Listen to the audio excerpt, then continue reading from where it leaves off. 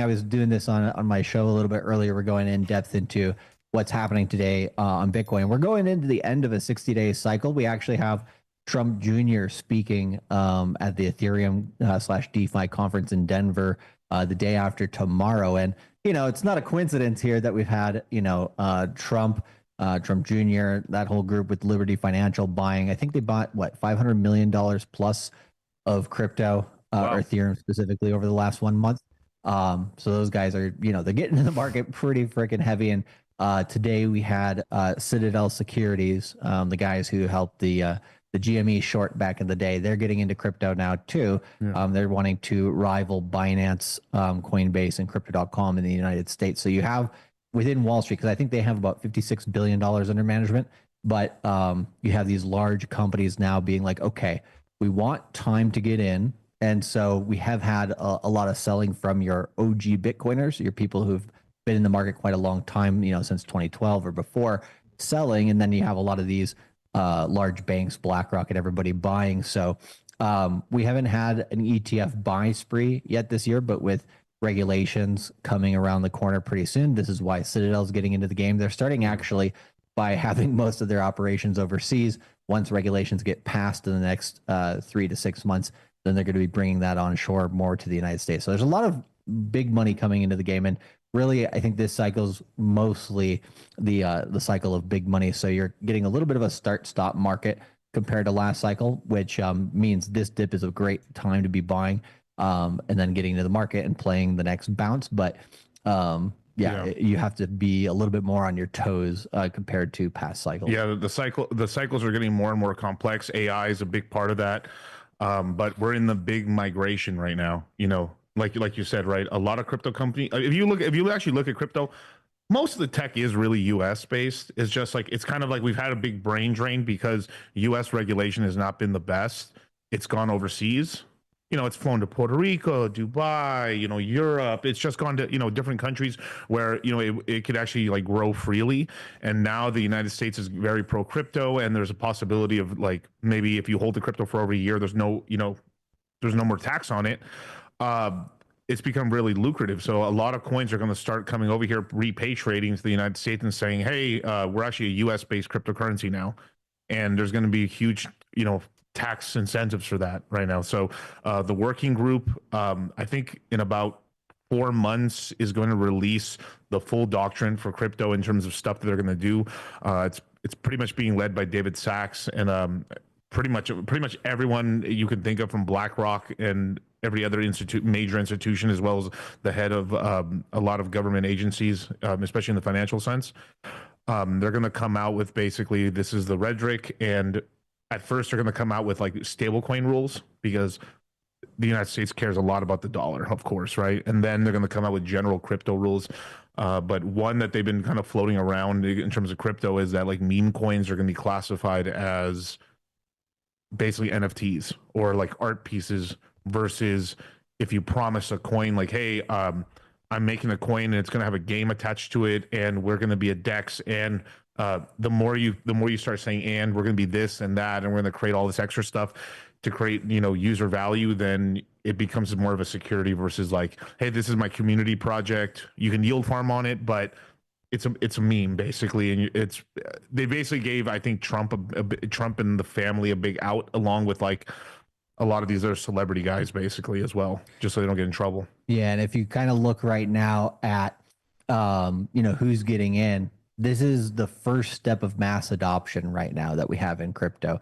So we have BlackRock coming in, we have Citadel coming in, we have governments wanting to start to come in. I mean, El Salvador has been in since the last cycle. So this is the very first step of mass adoption. As we get mass adoption, the question is, at what point does mass adoption reach a tipping point? And it's harder than you're basically, when do you get in late? When are you too late to this trend? When are you kind of too late to be educated in this side?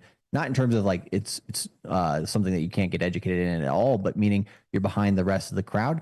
I would say that's probably going to come before the end of this decade. So probably around 2028, 2029.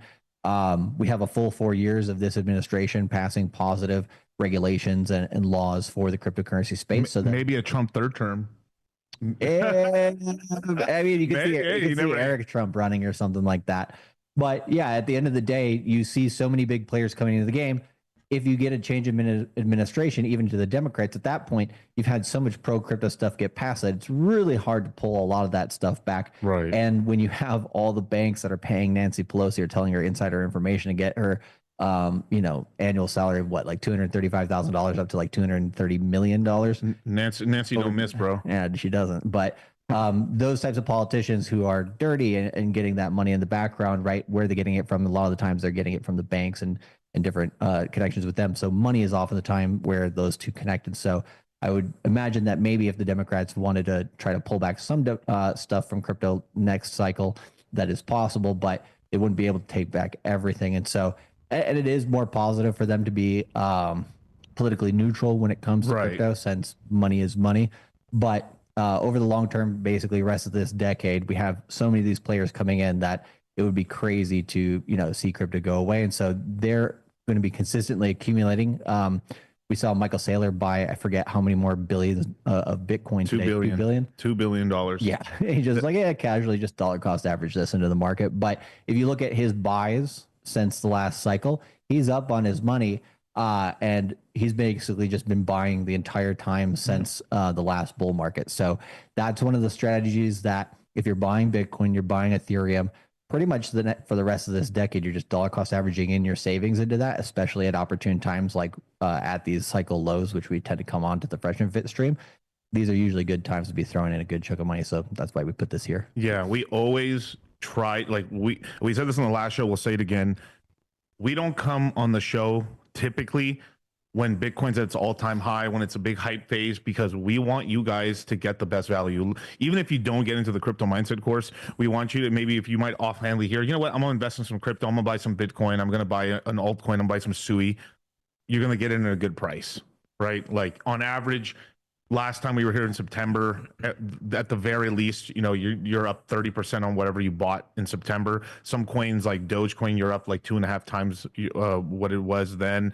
Other coins, you're up even more, right? So it just depends on the risk curve that you're in. But I mean, Bitcoin was literally 60 grand, 63,000. Today it's 90,000. So that, I mean, that's a really big jump and stuff like that. So, and that's on the biggest asset in crypto. But we were some of the first people to say that there was going to be a Bitcoin ETF, an Ethereum ETF, and people said, we were full of shit. Now they've come true. We said there's going to be a Litecoin, a Dogecoin ETF. Now those are actually in the process of happening. XRP. I don't like XRP. I think most of America doesn't like XRP. I think most mothers of America do not like XRP. But XRP is probably going to get an ETF because they've, payola in the government. And the right friends and they're schmoozing. So it is what it is. Game is game, right? But we're getting quite a few new types of ETFs for Ethereum and Bitcoin. We're getting a market adjusted ETF, which means if let's just say like we have 4 quarters, for every $1, Ethereum will get 1 quarter, and 75 cents will go to Bitcoin.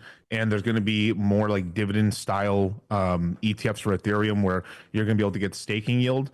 And so one of the reasons why me and Charlie believe that the big institutions are buying so much Ethereum right now is because they're about to pass this new ETF, and Vitalik and the guys at the Ethereum Foundation are about to upgrade Ethereum in March. So a validator, which means is like it's a way for how you run like Ethereum on your computer. It goes from 32 Ethereum to 2,000 Ethereum. So they're changing the game for the big players. They're giving them more voting shares. They're giving me more and more rights. And effectively, I mean, in a way, they're kind of pimping out Ethereum, but I think it's part of the deal. So price goes up, basically. Like people are crazy to think that there isn't like background deals going down.